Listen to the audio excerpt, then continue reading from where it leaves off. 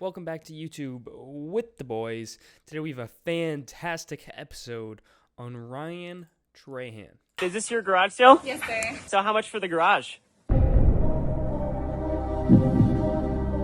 So this week, I looked at a YouTuber called Ryan Trahan. He's not a gaming YouTuber. He has 7.4 million subscribers, but he does do really fun videos that usually center on accomplishing the ridiculous. Some of these videos include trading 1 penny into a house. That was a 4-video series.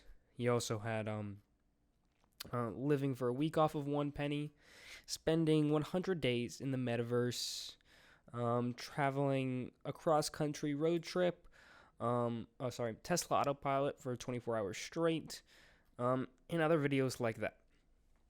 And, I reviewed him. So, here's what I gotta say. This guy was really funny to watch. You know, a lot of times you see people like this, and it can go a few ways. Generally, with 7.4 million subscribers, they're pretty good at what they do. And, you don't see many YouTubers at this caliber who are bad at what they do. Sometimes they can be a bit kiddie or a bit applicable to a specific audience of maybe certain generation. But Ryan, I don't know, he felt like anybody could watch him.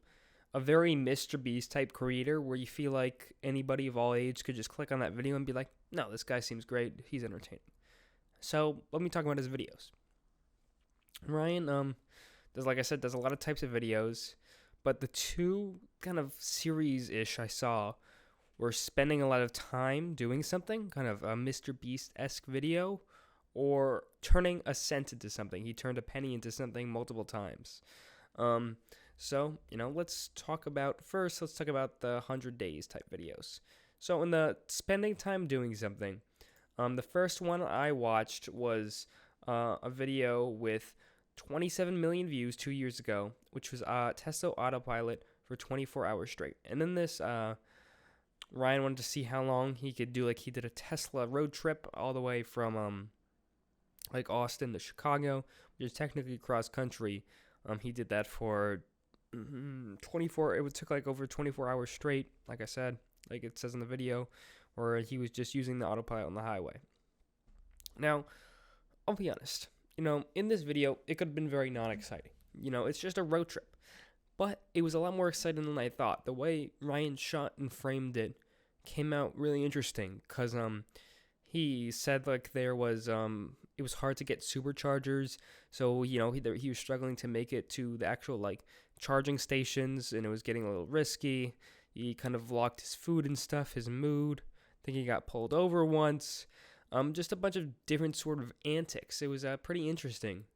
But what was most interesting is that Ryan didn't put on a funny face the whole time. Generally Ryan's a positive guy. You hear his voice, you see him, he's very positive. He actually lost his voice in this video if I remember correctly. But he did a good job, I think, of showing the downsides. I think sometimes creators like this will do a video and they'll just be like, wow, that was such a fun creative challenge. That was so great, and whatever. And just they're almost like too much positivity, but Ryan kind of had the maturity at the end of this video to be like, this sucked, don't take the Tesla autopilot across cross country. Satisfaction. All right, overall score, what am I gonna rate it? Look, this SUV is awesome. I mean, it's spacious, fast, decent range. Autopilot is sick. I think I fell in love with this SUV on the trip. I think I realized wow, I really do love this car, but I would never do this again. 100% never going on a long road trip in this vehicle that requires 11 superchargers. We were in Chicago for a shorter amount of time than we were on the road driving. That's ludicrous. There are games on the Tesla, which is fun. Entertain yourself while you stop at a supercharger. I didn't feel unsafe because autopilot was great. Friends, the only reason I think that this was actually a decent memory to look back on, and 5 out of 10. And I think that sometimes people are, tempted to say what the audience wants to hear. And in this case, I think it would be that oh, Teslas are great. Because, a lot of the internet loves Tesla. So I feel like, they were looking for, oh, Teslas are great, buy one, you should go cross country, they're perfect for everything. But since he kind of said at the end, man, this sucked, I wouldn't do it again. I mean, it was accomplished, but I want to do it again. I thought that was a, very interesting thing to say. I thought it was pretty cool that he was just like, he kind of went out there and was like, yeah, this is the case, this is not great. I just thought that was very mature of him to say, and it made him feel a lot more likable. Another, kind of spending time video I watched was 100 Days in the Metaverse. And this video was pretty good. So I think with this video is basically he spent 100 Metaverse days, which I don't know how long that turned out to be. It was around, I think, like 30 hours or something, maybe a bit more.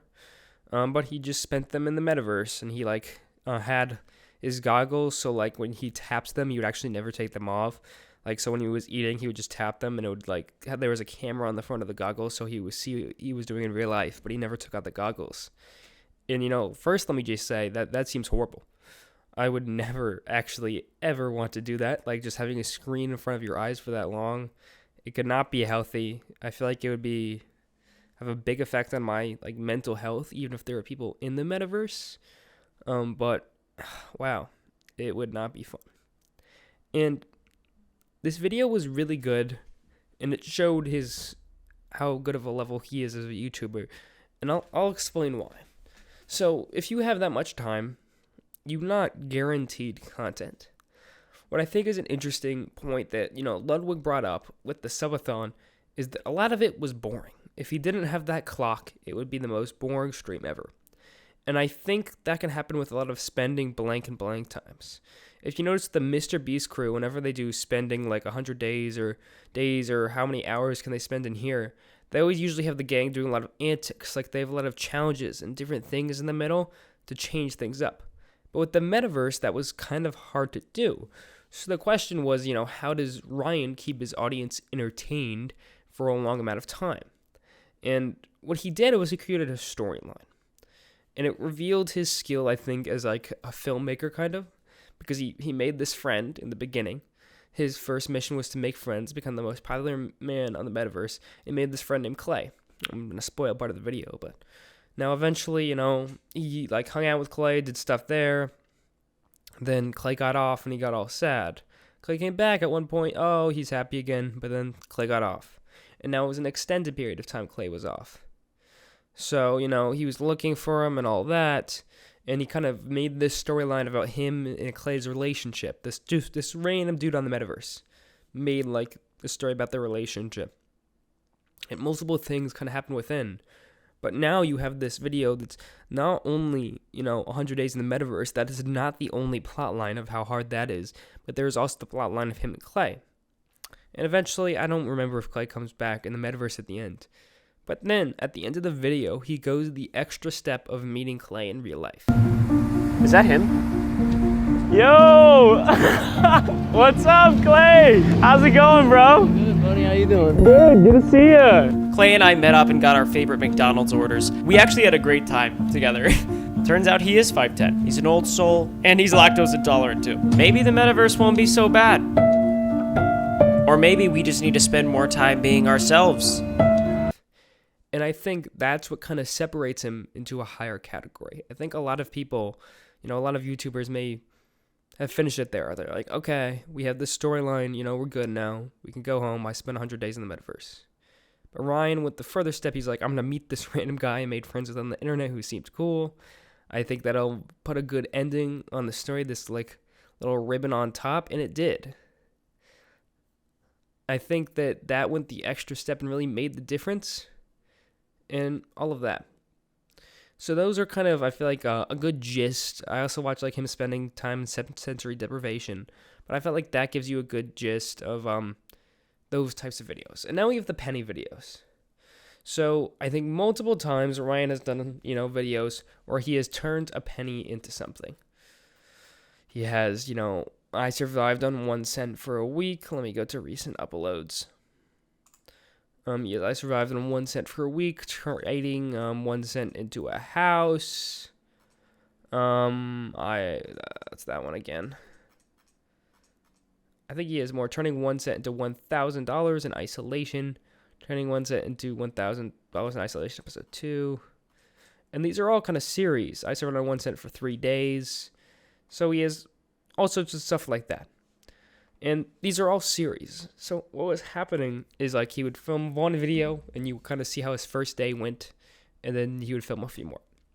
And in these videos, he takes a penny and he basically goes around and uses it to live on things. So at first he like trades it for something, then trades that. But a large part of these types of videos are walking around on the street just asking strangers for things, which in my mind is terrifying. It's him with a penny or something asking, oh, hey, would you like to trade something for this? Would you like to trade something for this? Would you like to trade something to this? For just completely random people. And I watched, I think it was like an 8-episode series on him. Not 8, sorry. 4-episode series. Why did I say 8? 4-episode series on him trading a penny into a house. And that included a lot of periods of time where he had to uncomfortably just go up and talk to random people and ask them if they would trade things. But what's interesting about this is that Ryan is a very awkward person. I don't know if this is how it actually is or it's just his screen personality, but his self-talk is kind of negative. He's like, oh my God, I look so stupid with this. He's just walking. He's like, oh, I look so stupid with this, walking up to people. Oh, those people thought I was weird. He did not want to do that. But then he continues to go up to these people. So it's almost like you're kind of seeing someone push through the fear of, strangers and all of this to actually get his goal done, which is kind of cool. He's kind of pushing through, the problems to see himself kind of succeed. And he's a really nice guy. I think that, just through, I don't know what, qualities in particular, but just through watching him for this week, I don't know, I just find him very personable. He seems really cool, and I just would want to be friends with him. Guys, I'm selling mints for 25 cents each. I don't have any. It's okay. No, thank you. No worries. Hey y'all, I'm selling peppermints. Hey y'all. Hey y'all. Hey y'all. And he had fans coming up on the street during his penny videos, and he'd always be super nice to them and respectful, especially all the people who traded to him. He just seemed like he wanted to make everyone a friend and have a positive experience. I think that, I don't know, it seemed for some reason everything felt like a bit more personal than Mr. Beast, and I don't know why exactly. I guess there's just this feeling it's like a straight up business transaction when Mr. Beast gives someone money, and I think Mr. Beast really cares about people charity wise, but Ryan felt like he was just he and this community were coming together to make a video. Because what's cool about Ryan's videos is, penny videos is all these, trades and, selling things to gain money. They all depend on the community. They depend on how nice people are and how that. And I don't know how he picks his towns before, but when you do see people come together and people kind of offer a kind handout to him, it feels pretty special. And you get to see him and just be a nice, respectful guy, kind of meander his way through different situations and different people. And when they have successes, it's really fun to watch. And I mean, also just the idea of turning a penny into a house is pretty crazy. So yeah, that's gonna do well on YouTube. Do I have anything I don't like about his videos? I felt like the first surviving on a penny, I think it was for a week, was a little long in my opinion. Where was this? Yeah. So the first day it was it said 22 million views. The video was 25 minutes. And the only problem with that is I want to binge, and I was just I do not know if I can watch 70 more minutes of this same thing. Because I know his experience was gonna get to be better, but with their surviving concept, it felt a bit more like I would be watching similar content. I wanted something to work towards more. And I guess I didn't feel like that fully came through. All his thumbnails are pretty good. I feel like the editing's pretty good, the camera work. And then, I honestly don't have much feedback for him. I think all his bits are pretty funny. He has a lot of awkward kind of bits. He kind of uses his awkwardness to his advantage in how he does things, and how he sounds, just like the faces he makes. He met Dr. Phil once. That for some reason that was like a subscriber goal, that if he beat Dr. Phil in subscribers, he would interview him, and that happened. So he interviewed Dr. Phil, and that was like kind of just a cute video. Honestly, I don't know how else to say it. He was all nervous before. I don't know how much of it is for the camera or not, but no matter what, he had a funny conversation with Dr. Phil. It's always fun to have Dr. Phil in a video, and I feel like so he does those awkward bits, and then he'll make like just dumb jokes. And it's the dumbness with the awkwardness that kind of combines for this perfect recipe of a funny bit. But I think that is going to be mostly it on him. Yeah. So I do have something to say. Thank you for your support as always. But over the next few weeks, I have the opportunity in my year that I'm actually going to try to bump up a lot of the posts and a lot of the socials and everything. So if you could support me there, that would be really helpful. But we're just going to try to make this podcast a lot better, and hopefully for a few weeks kind of grind it. So yeah, thank you. I appreciate your support and everything. I'll see you guys next time. Goodbye.